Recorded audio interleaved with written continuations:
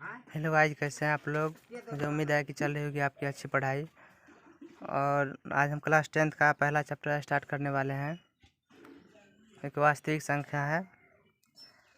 तो वास्तविक संख्या जानने से पहले वास्तविक का तो आप मतलब समझते होंगे, लेकिन संख्या नहीं समझ में आ रहा होगा कि आखिर संख्या किसको कहते हैं। तो वास्तविक का मतलब तो हम समझ रहे हैं कि रियल होता है, जो रियल में होता है उसको क्या कहते हैं, वास्तविक। और संख्या का मतलब क्या, संख्या होता है एक प्रकार का चिन्ह होता है जो कि वास्तविक, जिसका एक वास्तविक वैल्यू होता है। जैसे 1, 2, 3, 4, 5, इसी तरह से गिनती क्या होगा, ये क्या सब संख्या है। संख्या तो संख्या क्या होता है, संख्या दो तरह का होता है।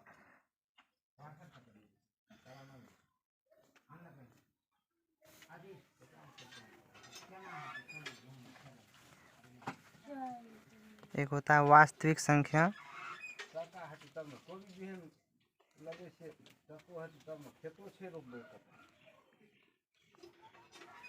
और दूसरा होता है काल्पनिक संख्या।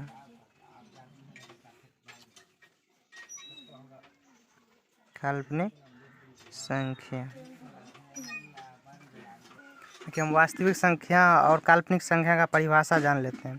वास्तविक संख्या होता है वैसा संख्या जिसको संख्या रेखा पर दर्शाया जा सके और जिसका वास्तविक मान हो, उसको क्या कहते हैं, वास्तविक संख्या कहते हैं। और काल्पनिक संख्या किसे कहते हैं, वैसा संख्या जिसका वास्तविक मान नहीं हो, ना हो और संख्या रेखा पर दर्शाया ना जा सके, उसको क्या कहते हैं, काल्पनिक संख्या कहते हैं।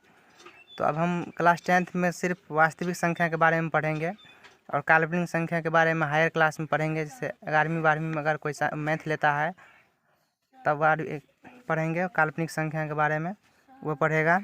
और हम पढ़ने वाले हैं सिर्फ 10th क्लास का वास्तविक संख्या, से हमारा काम चल जाएगा 10th क्लास में। तो अब हम वास्तविक संख्या भी दो प्रकार का होता है, एक होता है परिमेय संख्या और एक होता है अपरिमेय संख्या। परिमेय संख्या वैसा संख्या होता है जो p/q के रूप में हो, लिखा जा सके और q = नॉट 0 हो, उसको क्या कहते हैं, परिमेय संख्या। सॉरी, जिसे p/q के रूप में नहीं लिखा जा सके उसको क्या कहते हैं, परिमेय संख्या। और q = 0 ना हो, उसको क्या कहेंगे, परिमेय संख्या कहेंगे, अपरिमेय संख्या। सॉरी, वैसा संख्या जिसे p/q के रूप में लिखा जा सके उसको क्या कहते हैं, परिमेय संख्या कहते हैं। जैसे 2/3, 5/7, 0, 1। तो आप लोग बोले, आप लोग को मन में आ रहा होगा कि ये 0 के बट्टे में तो कुछ नहीं है, 1 के बट्टे में भी कुछ नहीं है, तो ये तो p/q के रूप में नहीं है, तो ये कैसे परिमेय संख्या कहलाएगा। लेकिन नहीं, अगर किसी के बट्टे में कुछ नहीं है तो क्या है, 1 है, लिख सकते हैं अपने मन से। इसके बट्टे में कुछ नहीं है तो क्या है, 1 है, तो क्या हो गया, इसको क्या परिमेय संख्या हो गया। अपरिमेय संख्या वैसा संख्या जिसे p/q के रूप में नहीं लिखा जा सके उसे क्या कहते हैं, अपरिमेय संख्या कहते हैं। जैसे -1, -3, इस तरह से और भी बहुत सारा होगा, इसको क्या कहेंगे, अपरिमेय संख्या कहेंगे। अपरिमेय संख्या के कुछ प्रकार के बारे में जान लेते हैं। तो देखिए, होता है प्राकृतिक संख्या होता है, आप लोग सुने भी होंगे नाम इसका, प्राकृतिक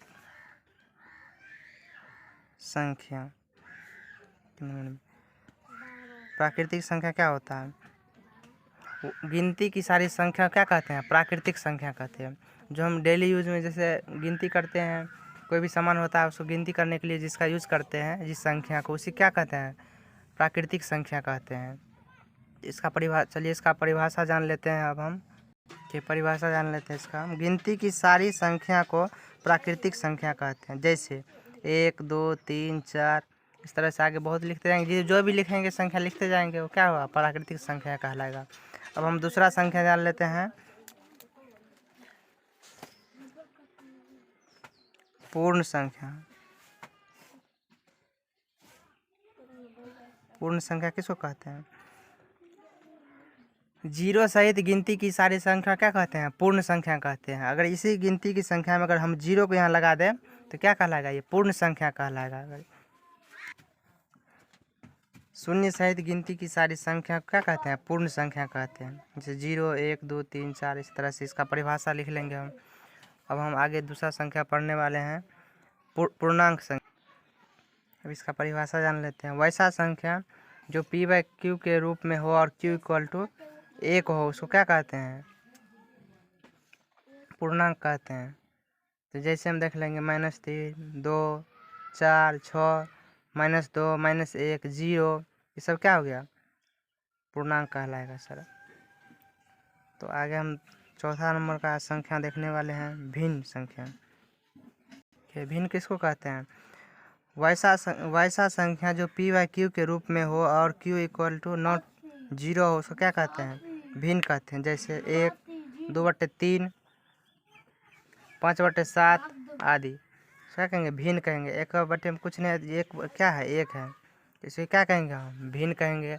अब हम संख्या के कुछ और प्रकार के बारे में जान लेते हैं। सम संख्या, इसका परिभाषा जान लेते हैं। वैसा संख्या जो 2 से पूर्णतः विभाजित हो जाए उसको क्या कहेंगे? सम संख्या कहेंगे। जैसे 2, 4, 6, 8, जो भी संख्या 2 से पूर्णतः विभाजित हो ना, शेष ना बचे, उसका क्या कहेंगे? पूर्ण संख्या कहेंगे, सॉरी सम संख्या कहेंगे। तो अब आगे दूसरा हम संख्या जान लेते हैं विषम संख्या। वैसा संख्या जो 2 से पूर्णतः विभाजित ना हो उसे क्या कहते हैं? तो देखिए यहाँ प्रिंटिंग मिस्टेक हो गया लिखने में। विषम संख्या कहते हैं। जैसे 1, 3, 5, 7, इसी तरह से जो 2 से भाग देने पूरा नहीं कटेगा उसको क्या कहेंगे? विषम संख्या कहेंगे। अब हम दूसरा संख्या के बारे अभाज्य संख्या के बारे में जान लेते हैं। हम अभाज्य संख्या को दूसरा नाम भी है रूट संख्या भी। इसको इंग्लिश में क्या कहते हैं? प्राइम नंबर कहते हैं। जैसे किसी आदमी का 2 नाम होता है ना, उसी तरह से ये क्या है? अभाज्य संख्या का भी क्या है? 2 नाम है। एक अभाज्य संख्या को ही रूट संख्या कहते हैं। तो वैसा संख्या जो एक और स्वयं के अलावा किसी अन्य संख्या से विभाजित न हो उसको क्या कहते हैं? अभाज्य संख्या कहते हैं। जैसे 2 ले लीजिए, 3 ले लीजिए, 5 ले लीजिए, 7 लीजिए, या तो 1 से कटेगा या स्वयं से कटेगा। मतलब 2 को अगर भाग देंगे तो या तो 1 से कटेगा 2 और नहीं तो 2 से ही कटेगा और दूसरी किसी संख्या से कटेगा। इसी तरह से और भी संख्या लेंगे, जैसे 11 ले लेंगे, 13 ले लेंगे, 17 ले लेंगे, इसी तरह से। अब हम दूसरा संख्या जान लेते हैं भाज्य संख्या के बाद। संख्या क्या किसको कहते हैं? वैसा संख्या जो एक और स्वयं के अलावा अन्य संख्या से भी विभाजित हो उसका क्या कहेंगे? भाज्य संख्या कहेंगे। भाज्य संख्या का भी 2 नाम है। एक भाज्य संख्या को यौगिक संख्या के नाम से भी जाना जाता है। जैसे घर में किसी का नाम रहता है छोटू, मोटू, पतलू, लेकिन उसका नाम क्या रहता है? स्कूल में नाम कुछ और रहता है। उसी तरह से इसका नाम भी है भाज्य संख्या और यौगिक संख्या। इसको इंग्लिश में कहते हैं को प्राइम नंबर। तो ये भी समझ गए आप, ये भी समझ गए। मुझे आशा है कि आप लोग क्लियर से समझ रहे होंगे। अगर जहाँ पे आप लोग को कहीं पर भी अगर कोई प्रॉब्लम होता है कमेंट सेक्शन में ज़रूर लिखें और यथासंभव हम आपकी समस्या का हल करने का प्रयास करेंगे। अभाज्य संख्या के बारे में जान लेते हैं। अभाज्य संख्या को इंग्लिश में क्या कहते हैं? को प्राइम नंबर कहते हैं। इसका परिभाषा जान लेते हैं। वैसा संख्या जिसका मौसा क्या हो? 1 हो उसको क्या कहते हैं? अभाज्य संख्या कहते हैं। जैसे 2 और 3 का महत्तम क्या होगा? 1 होगा। 4 और 9 इसका भी महत्तम निकालेंगे तो 1 होगा। मौसा मतलब क्या? महत्तम समावर्तक। इसको इंग्लिश में क्या कहते हैं? HCF भी कहते हैं शॉर्ट फॉर्म में, हाईएस्ट कॉमन फैक्टर। तो अब हम आगे जान लेते हैं एक नोट के बारे में, और आप लोग भी एक कॉपी में नोट दे करके लिख लेंगे सबसे नीचे। एक ना ही तो भाज्य संख्या है और ना ही अभाज्य संख्या है। तो याद रखेंगे आप लोग हमेशा, ये याद रखने वाली पॉइंट है।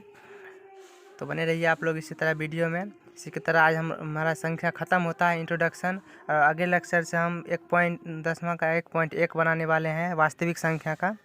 वास्तविक संख्या का 1.1 से शुरू करेंगे और एक एक क्वेश्चन को देखेंगे बारीकी से और सॉल्व करेंगे। तो बने रहिए आप लोग इसी तरह वीडियो में। वीडियो देखने के लिए आपको पूरा धन्यवाद। अगर कहीं पर भी ऐसा लगे कि समझ में नहीं आ रहा है तो आप लोग कमेंट सेक्शन में ज़रूर लिखिएगा।